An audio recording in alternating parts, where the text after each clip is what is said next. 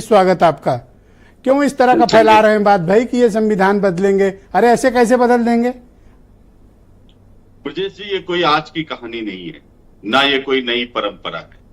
पूरा देश जानता है कि जब ये देश आजाद हुआ तो राष्ट्रीय स्वयंसेवक संघ के लोग इस देश को किस कानून के सहारे चलाना चाह रहे थे?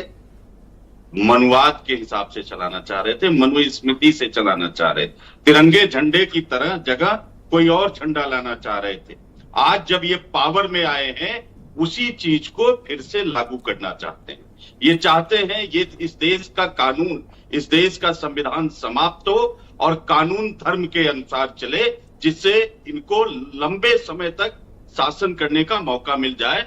और इसीलिए मोदी जी को कोई भगवान विष्णु का अवतार बता रहा है, कोई राम का अवतार बता रहा है, कोई कह रहा है कि नरेंद्र मोदी जी ही राम को लेकर आए हैं। यानी कि एक तरफ इनको भगवान से ऊपर भगवान विष्णु का अवतार बताया जा रहा है, दूसरी तरफ मनुस्मृति के आधार पर इस देश के संविधान को कुचलकर नए कानून गढ़ने के काम किए जा रहे हैं। और इसीलिए माननीय सुप्रीम कोर्ट के जजेस को सड़क पे आकर न्याय की मांग करनी पड़ रही है। इसीलिए तमाम जो मीडिया संस्थान हैं वो या तो मोदी जी के चरणों में झुक गए हैं या उनके ऊपर ईडी, सीबीआई और तमाम तरीके के केस हो रहे हैं। आज चुनाव चल रहा है, तमाम आपसे मैंने आरक्षण पे सवाल किया, आप मीडिया पे चले गए। आप ये फियर क्यों जनता के बीच क्रिएट कर रहे हैं कि बीजेपी सत्ता में आएगी तो संविधान बदल देगी? जब प्राइम मिनिस्टर का स्टेटमेंट आ गया, होम मिनिस्टर का स्टेटमेंट आ गया, तो आप इसे मुद्दा क्यों बना रहे हैं? मैंने तो राहुल गांधी को ट्वीट भी देखा कि आरक्षण खत्म करो, गैंग है, और नरेंद्र मोदी उसके सरगना है। हाँ, मैं उसी पर आ रहा हूं ब्रजेश जी। मैं थोड़ा सा बैकग्राउंड इनका बता रहा। याद करिए 2015 का बिहार का चुनाव, जब आरएसएस प्रमुख का बयान आता है कि आरक्षण की समीक्षा होनी चाहिए, वो एक लैब टेस्ट था, एक टेस्टिंग हो रही थी कि इसका रिएक्शन क्या होगा। और बिहार में ये हार गए तो इन्होंने क्या किया?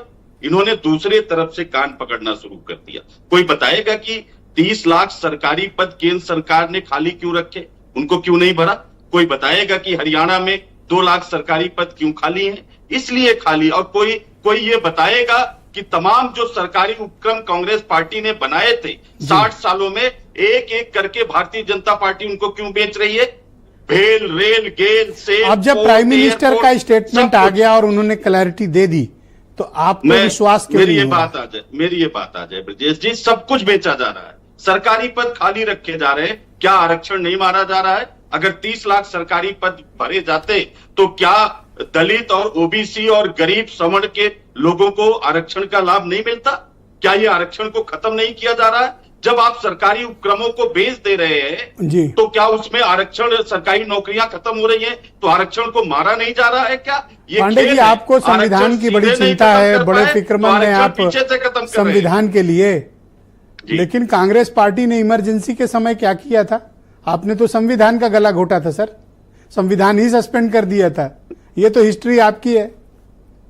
मैं इसका जवाब देता हूं। बिल्कुल आप ठीक कह रहे हैं ब्रजेश जी, और कांग्रेस पार्टी के शीर्ष नेतृत्व ने इस पर समय समय पर खेद भी व्यक्त किया है और माफी मांगी है। लेकिन इमरजेंसी पर मैं बहुत डिटेल में नहीं जा रहा हूं, लेकिन हमने भी इतिहास की किताबें पढ़ी हैं, हमने भी इमरजेंसी के दौरान क्या हो रहा था वो हमने पढ़ा है। जनता खुश थी, लेकिन एक गलती हुई थी जब नसबंदी आई और उसको सरकार के कर्मचारियों ने गलत तरीके से इंप्लीमेंट करके इस देश के तत्कालीन नागरिकों को दुख पहुंचाया, तो हमें उसकी सजा मिली।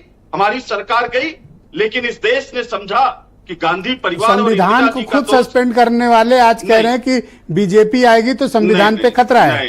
नहीं ब्रजेश जी, इमरजेंसी भी संविधान का राजेश चौधरी नहीं जवाब दे पाए। आप बता दीजिए पूछ नहीं पाए आपसे। संविधान का हिस्सा नहीं है ब्रजेश जी, मैं आपसे पूछ रहा हूं, क्या इमरजेंसी लगाना संविधान के तहत है या संविधान में निहित नहीं है? तो आप स्वीकार करो ना, आप प्राउड फील करो, फिर आप खेद क्यों प्रकट कर रहे हो? मैं अगर आप संवैधानिक बता रहे हो इमरजेंसी लगाना, तो प्राउड फील करो। माफी क्यों मांग रहे हो फिर उस पे? नहीं, क्योंकि गलती हुई थी, जो गलती हुई थी उसके लिए माफी मांगने में आप हिचकिचाते भी नहीं। हमसे गलती क्या हुई थी? नसबंदी को मैंने कहा गलत तरीके से सरकारी कर्मचारियों ने अपने नंबर बढ़ाने के लिए तो आपको इस बात का पांडे जी डाउट है कि ये लोग सत्ता में आएंगे तो संविधान बदल देंगे, आरक्षण खत्म कर देंगे? ब्रजेश जी, आज अलिखित रूप से, अघोषित रूप से संविधान को समाप्त कर दिया गया है। कोई मीडिया संस्थान, कोई संवैधानिक इतना तो बोल रहे हो, अब कह रहे हो मीडिया संस्थान। व्यापारिक थैंक यू प्रतिष्ठान आपके